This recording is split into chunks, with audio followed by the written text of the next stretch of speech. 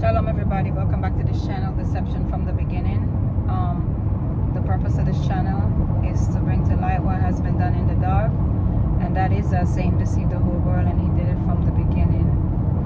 But he's a spirit, so he used man to do his dirty work. I'm just coming with a little short message today. I was doing a study on remembrance, because I realized that it's a theme throughout the Old Testament, the Torah. It's a theme, and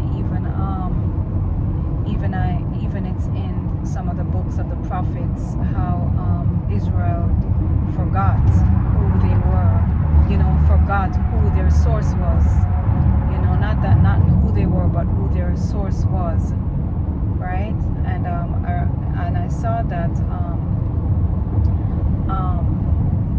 remembering was a very, very important thing that the Father would stress with his people. Like even when he took them out of Israel, right?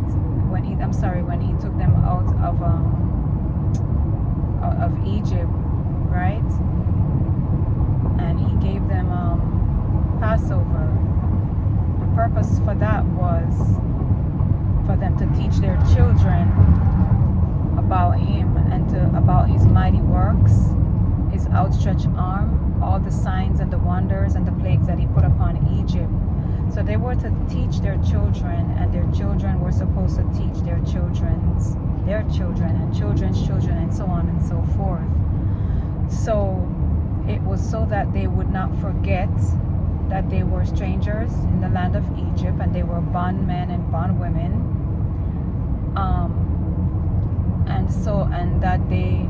And for them to remember how he delivered them out of that situation, and also to remember that this was a promise that he had promised to Abraham, Isaac, and Jacob, their forefathers, right? And that he was fulfilling the promise that he had made, the promise that he had made with them, right? So and the Father stressed how important it was for them to remember. When they were in the wilderness, he always said, remember, right? Teach this to your children. It was just a common theme. The Father continuously reminded them to remember his mighty works and his outstretched arm, because he knew these people, right? Look what happened when they came out of Egypt. As soon as they got out of Egypt, right? The Father had just performed these 10 plagues, okay? And the last one, killing all the firstborns in Egypt, even the firstborn of the animals as well. It wasn't just the Egyptians' firstborn, it was also all the cattle and stuff like that, right? And so as soon as they got out of Egypt and they saw the water and they saw the Egyptians chasing after them, they quickly forgot what Yah had just did to deliver them out of Egypt. Like, did you not just see these plagues that the Father put on the Egyptians? Like, did you not just see how he also even had them give you gold and silver and stuff, right? You didn't leave empty-handed.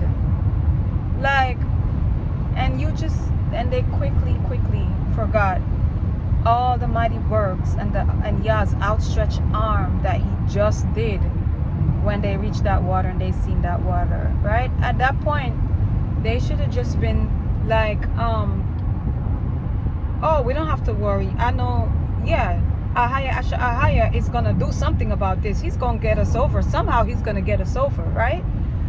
That's how they should have been. But they complaining to Moses, oh, you carried us to die. Oh, it would have been, didn't we not tell you that it would have been better for us to just serve the Egyptians? What? It's like crazy. Like, you just saw all that Yah did in Egypt, and you come here in front of this ocean just because you got the Egyptians chasing back at you.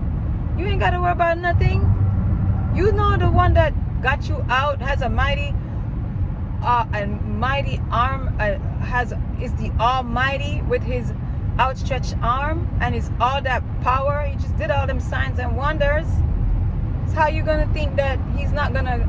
You think he brought you out this far just so you could just die in the wilderness, die right here by the sea? No. Call on him, right? So, and then soon as Moses talked to the Father, he said, yo, stretch forth your hand, and these Egyptians that you see, you ain't gonna see them no more, right? So he lifted up the rod, stretched forth his hand, and Yah opened up the ocean. Yah's the one who opened it up. Maybe people would think that it was Moses. No, it was not Moses. Moses just followed instructions. And Yah just, boom, open up the water. Big old water on this side and that side. They walk right through. They even made a song about it, right? And when they crossed over, Miriam, she started singing, and they made a song about it and everything like that. Okay. Then, here we go. They're in the wilderness, and they forgot. They get thirsty, and they forgot who's their source.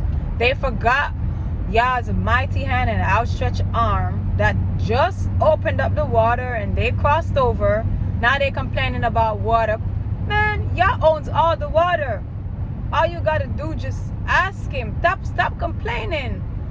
Just say something. Yah, we know you just did all the mighty works in Egypt, and you just opened up the sea for us, and we crossed right through the sea.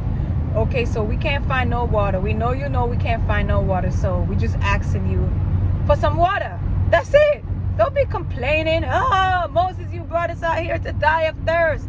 Oh my gosh, what is this? Okay, so they quickly forgot about the ocean opening up. Now they're complaining about water. So the Father gave them all these different celebrations, these different holidays, right? And it wasn't just to have a party. It was really for remembrance. Like, I didn't know that's what it was for until I started studying, and then I realized the significance of all of the celebration. They had Passover, they have Sukkot, they had another one. It was just to remember Yah's mighty power, right? Especially Passover, like. And it was just when you have those celebrations, and Yah has said, when you have these celebrations and your children ask you in time to come, then you're going to tell them, right? I mean, even today, it's really important for us when we reflect on in our own lives all that Yah has done for us, right? Because he's not just silent in your life. He's done things for you ever since you was little, ever since I remember, or ever since I was little, right? All the stuff that Yah had done for us as a family, our parents, right? Even my parents, even my mom, she tell us stories of how Yah delivered her out of many hardship when she was little. That's why I like my mom. She be telling me all these stories, right? So that being said, in this day and time, this is a time that is we're in tribulation, and a lot of people don't even know it. Like, it is so scary out here. It's like, I don't even know how to explain it. It's just a feeling like in the spirit. It's just things are just not right. It's just not right. And it's not gonna ever be right. It's not gonna be right. You know, this is what it is, and it's just gonna keep getting worse and worse and worse. And people stop thinking that it's gonna get better. It's not gonna get better. Okay, it's gonna get worse. All right, this day was already written about. Okay, so just accept that it's gonna get worse.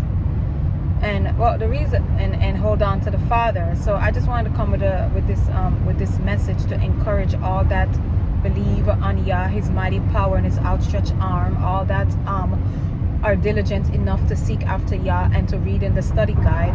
You know, I'm not gonna say it's the word, because it's not the word. You know, the Bible, it's a lot of words. It's words, and it has traces of some of what has been inspired by the Father, right? By the Father's word. But when you read in that study guide, all those who have been diligently seeking the Father, right? And who have been reading in the study guide, and who saw the Father's great and mighty power and outstretched arm, right? Listen, and who saw the way that the children of Israel behaved in constantly forgetting who their source was, who their mighty one was, right? all those who are studying and who are diligently seeking Yah, be encouraged that Yah is our source. He is our mighty one. He holds all power. He is all righteous, all truth, right? Go back and remember what he has done for his people, what he did for his people that he chose for his inheritance from before the foundations of the world. Go back and remember, right? When you read it, remember, right? When you're facing hard times, obstacles, right? Because we don't know what obstacles are going to come our way, right? Especially since we know that there is a promise that the Father is going to gather the remnant, right? And it also says that he's going to take them over, and not only that, it says that he's going to purge out the rebels. So for all that he gathers, there's going to be rebels in there. Otherwise, why would it say that he's going to purge out the rebels? There's going to be rebels in there. Remember, make sure that you are not going to be one of those rebels, because I'm sure those rebels are going to be like the ones who chose to forget Yah's power so quickly. And as a matter of fact, I remember reading, I think it was in Ezekiel, is that they did not choose to remember. It was a choice, as a matter of fact. They did not choose to remember. I read that. So don't be like those who was in the wilderness that did not choose to remember Yah's goodness, Yah's mighty power, Yah's outstretched arm, okay? Did not choose to remember that he is the only source. There is no other source, okay? But yeah, so I just wanted to say that be encouraged and always keep in your remembrance, keep your focus on who your source is. Your source is all power. Your source moved upon the face of the water and said, "Let there be." And his mighty power brought it forth. That's who your source is. So important to remember your source. Remember. If you can't remember in your own life, if you don't have any testimonies, if you don't have any stories, if you don't have any memories in your own life, then go back and remember who that mighty one was that we read about in the book of Exodus and Genesis and Leviticus and Numbers, okay? In Deuteronomy, remember that mighty one with the outstretched arm who holds all power, okay? Remember that one. He is our source. He formed the worlds with his word, okay? So I just wanted to just encourage people that it's super important that we remember. It's super important to the Father that we remember. That is something that he stressed, and if he stressed it, then that means we tend to be forgetful. And what happens when we be forgetful? We become prideful, and we be thinking that, oh, it's through our own power that we accomplish anything. And that should not be. No, you did not accomplish anything through your own power. That's what Yah had told them through Moses. When you have eaten and full, and all your stuff have multiplied, right? All your cattle, your land, your whatever, all your stuff that you have, your material stuff have multiplied, then you gonna say, oh, I have my own hand and my own power have gotten me all this wealth. What? So that's what happened when you forget your source. When you forget who your source is, then you become prideful and start thinking that, oh, you the one who did this with your own hand, with your own power. Don't be like that, okay? Remember who your source is. Remember Ahayah, Ashar, Ahayah, the I am that I am, the one who holds all power, the one who is, was, and will forever be, from everlasting to everlasting, can neither be created or destroyed. Remember that source, the almighty Ahayah, Ashar, Ahayah. He is our source, and